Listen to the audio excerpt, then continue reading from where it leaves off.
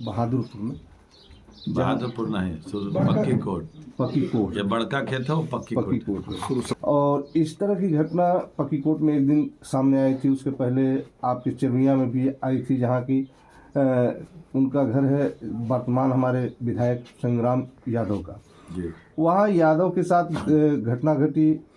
पक्की कोट में भी यादव के साथ घटना घटी, लेकिन उनके कहीं स्वजाति तो कहीं पीडीए के लोग थे, और आज दलित के साथ घटना घटी, जिसमें तीनों घटनाओं में कहीं न कहीं संग्राम सिंह फेफना विधायक का इन्वॉल्वमेंट है। एफआईआर दर्ज न हो, आप क्या कहेंगे? देखिए, जनता द्वारा चुना हुआ जनप्रतिनिधि गांव का प्रधान होता है, विधायक होता है, सांसद होता है। फेफना विधानसभा की जनता ने जिनका आपने नाम लिया उनको यहाँ से विधायक चुना है, और विधायक बनने के बाद कोई भी व्यक्ति हो, हम भी 2 टर्म यहाँ पे विधायक रहे हैं 2012 से लेकर 2022 तक। तो विधायक सबका होता है, गांव का प्रधान सबका होता है, सांसद सबका होता है, और विधायक, सांसद और किसी भी जनप्रतिनिधि की नैतिक जिम्मेदारी होती है कि जब क्षेत्रीय जनता ने इतना बड़ा विश्वास और भरोसा करके जब नेता बनाता है, तो किसी भी प्रतिनिधि के परिवार का व्यक्ति भी क्यों न किसी के ऊपर जुल्म, अत्याचार, अन्याय ढाहे, तो जनप्रतिनिधि का यह पहला कर्तव्य होता है कि उस जुल्म करने वाले व्यक्ति के खिलाफ वह खड़ा हो, और जो भी अत्याचारी है, जो भी दुराचारी है, जो भी गुंडा मवाली है, उसके खिलाफ कठोर से कठोर कार्रवाई हो।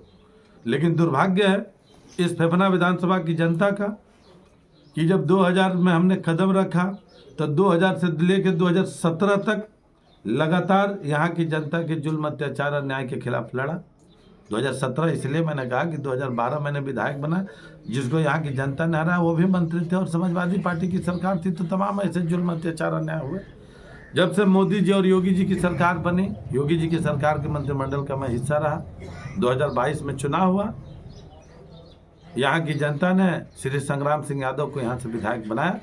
तो विधायक होने के नाते या विधायक का कर्तव्य होना चाहिए कि अगर उन्हीं के गांव में अगर किसी व्यक्ति की, अगर गुड्डू यादव की, पिंटू यादव की हत्या होती है, उनके परिवार के लोग चिल्ला चिल्ला के कह रहे हैं, और वह पिंटू यादव के परिवार के लोग उनके पीछे पीछे 10 से 15 दिन घूमते हैं और उनको न्याय का भरोसा देते हैं, और उसके बाद उनको कहते हैं कि आप घर में बैठ जाइए, नहीं तो उल्टे आप ही के ऊपर केस हो जाएगी। तो उनके गांव का ये, चिरुइया का ये हाल है। आज भी वह व्यक्ति टीवी में बोला, उस दिन पक्की कोट में भी था, वह यादव समाज के लोग हैं। हाँ, लेकिन अब उसी गांव के रहने वाले हैं। तो जो हत्यारे हैं, जिनके ऊपर आरोप लग रहा है, जो 5 बजे से पिंटू यादव जिसके गिरफ्त में था, 10 बजे रात में वो ट्रेन पे कपूरी में कटा हुआ उसकी डेड बॉडी मिलती है, तो मोबाइल का लोकेशन, इस पर मैंने कप्तान साहब से भी, पुराने कप्तान साहब से बात हुई, पुराने सीओ साहब इसकी जांच कर रहे थे। 2-3 मरतबा मैं भी उनके दरवाजे पर गया, उनको न्याय दिलाने की दिशा में मैंने कदम बढ़ाया है, और सारी चीज़ें हमने सर्विलांस पे लगाया। दूसरी बात, आपने पक्की कोट का देखा कि सामाजिक और राजनीतिक क्षेत्र में कोई किसी जात, धर्म, मत, मजहब का नहीं होता। पहले ही मैंने कहा, अभी भी कह रहा हूँ, और जब तक इस शरीर में जान रहेगा तब तक कहूँगा कि हम अपनी नज़र से देखेंगे कि मुस्लिम कौन है, तो यादव कौन है, तो दलित कौन है, तो हम वोट बैंक की राजनीति नहीं करते।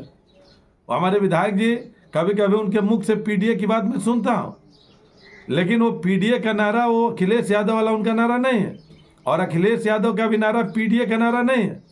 इसलिए कि जब अयोध्या के अंदर एक मलाह बिरादरी और पिछड़ा के व्यक्ति के साथ जब एक मुस्लिम बलात्कार करता है, उसकी हत्या होती है, तो समाजवादी पार्टी का एक व्यक्ति नहीं पहुंचता है। जब इटावा, मैनपुरी के अंदर अगर दलित समाज के लोगों के साथ रेप की घटना होती है और उसके साथ अत्याचार होता है, तो एक समाजवादी पार्टी का व्यक्ति नहीं पहुंचता है।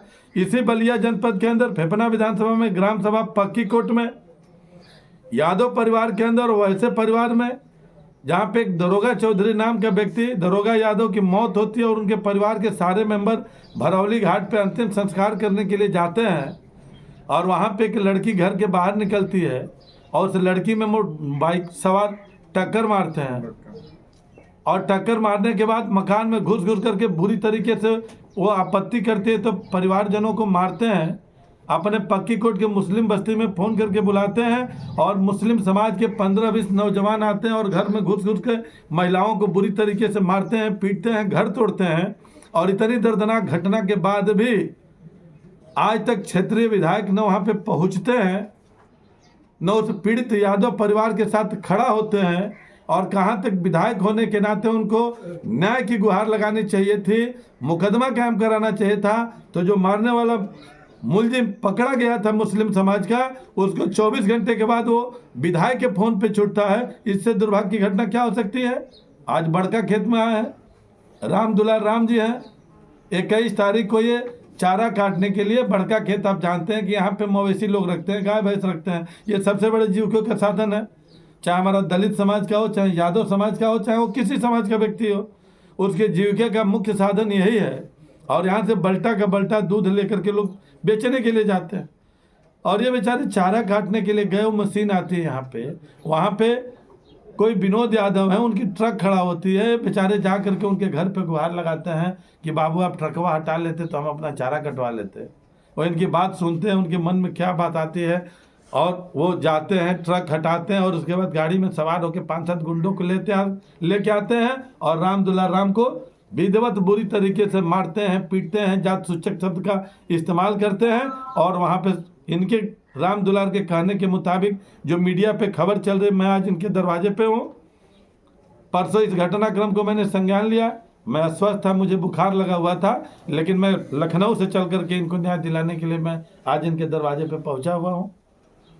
ये सोशल मीडिया के माध्यम से मुझे पता चला, कोई इसके न्यूज़ है जिसने चलाया था खबर, और इस नाते में आया हूँ।